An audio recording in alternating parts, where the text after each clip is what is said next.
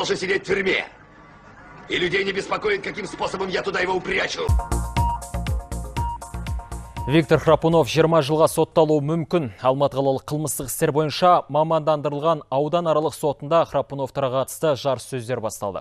Прокурор Виктор Храпуновты 20 жылға соттап, оның дүние мүлкін тәркілеуді және мемлекеттік лауазымды қызмет атқару құқығынан айыруды сұрады. Ал жары Лейла Храпунованы 17 жылға соттауды. Оның сіңілісінің күйеуі Аяр Ильясовқа 8 жыл бас бостандығынан айыру сұралды. Сондай-ақ прокурор Қазақстан президенті атына Храпуновты ордендермен наградаларынан айыру туралы ұсыныс жасауды айтты.